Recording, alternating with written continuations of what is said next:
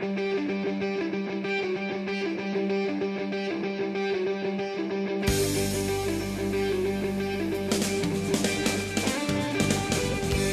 everyone, and welcome back to yet another edition of the Brad and Christie Show Morning Tidbits. I'm Brad. And I'm Christie. And our tidbit today is on daring to dream. Now, we have a special reason why we're bringing this out here, because we feel that in our society today that we have just stopped dreaming. And there's many reasons why this happens, but we want to ask that question to you. Why do you think people have just given up on dreaming? Well, Brad, many of us live our lives day after day in survival mode. We're just living for Friday. Exactly. We're here, but we're not really living. No, we're just trying to get through the week. We're just trying to earn just enough money to get by. Can't wait for a break. Yeah, you're right. We're just in survival mode. Absolutely. All we have to do is turn on our TVs and we'll see all the cynicism in our society today. I know that cynicism. Oh, my gosh. Can you believe all of the things that happen in our society today? There's a couple of studies that I read a long time ago, and we teach this in a lot of the workshops that we do. But the average person today receives only one positive comment for every 44 negative comments. And as sad as that is, let me bring this up. Even in our high schools today, the average high school student, from the moment they walk in the door until lunchtime, they have heard over 250 negative comments either about themselves or about somebody else.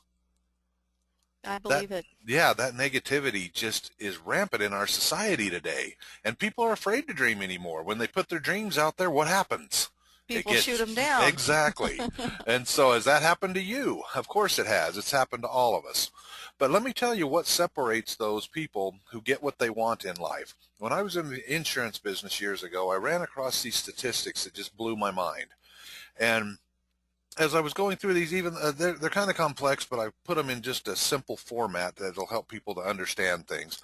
So what I did with these stats is, let's take 100 people. And out of those 100 people, let's say they're all under the age of 25 as we start this particular study here. And usually before the age of 25, we're just filled with life. We're filled with dreams. We're filled with all these ambitions and all this, and we just want to conquer the world. But then let's take a look at what actually happens between the age of 25 and the age of 65, so over that 40-year period. By the time those 40 years pass, out of those 100 people, 32 of them will be dead. Ew. Now, what the saddest figure is on that is that 70% of those people, or 22 out of those 32, actually die from stress-related illnesses. So just the stress in our society is what's killing many of those people there before the age of 65. And you know what? That is something that we can do something about. Oh, absolutely we can. Well, out of those 100 people, one will be rich. And at the time I put these together, the definition of rich by the government standards was having a net worth of $1.2 million or more. 4 out of those 100 will be financially independent, which means they have a net worth of under $1.2 million, but yet they're able to take care of themselves. They're able to survive. They're able to do whatever it is they want to do. They're financially independent. 5 of those people, 5 out of the 100, after the age of 65, will still be working. Now, when I put these statistics together, this was years ago. That has actually risen to 7 now. There's actually 7 people out of 100 that are working past the age of 65. Now, here's the saddest statistic of all, the very last one. The remaining 58 of those 100, by the time they reach the age of 65, are broke. And that doesn't mean they're out on the streets pushing a shopping cart. Doesn't mean that at all. It just means that they're heavily reliant on government for their welfare, or government social security or other government programs, or family members, or maybe nonprofit organizations or places like that for their survival. And what is so sad about that to me, Christy, is we are here in America, in the land of opportunity. And even though there's all this stuff going on in our society today, there are still more opportunities for success at this moment than at any other time in history. But yet these things just keep happening. Why do you think that is? Well, I think it's because our world is filled with distractions. Mm. Our minds are being stimulated externally instead of internally, Oh, like they used to absolutely. be. Back in the days when you played kick the can at night, Mm-hmm. or you made up your own games. Now Mm. everybody's got an iPad Yeah, and or an cell iPod phones, or and an iPhone exactly, and or something to yeah. text on, and our Facebook popping up all day long, and Twitter, and all of these other. They're wonderful services. Don't get me wrong, but Right, man, but we're a all lot of day us are long. becoming exactly, and a lot of us are becoming lost in the shuffle of this distraction. Oh, absolutely.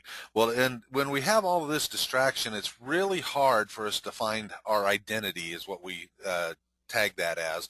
Our identity is who we really are and how we see ourselves. And when we're not focused, it's really hard to find that identity. And so we want to bring this to you today is start dreaming.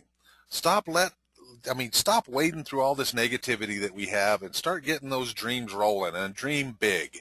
And the reason why we say that is your dream has to be big enough for you to get excited. Shoot for the stars, for it's better to shoot for the stars and hit only the moon than it is to aim for the moon and hit only a rock.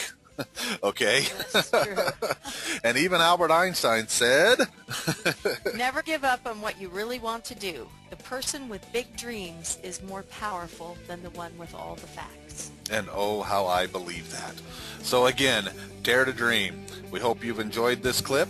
Until we meet again, go for everything that you want in life and make it happen.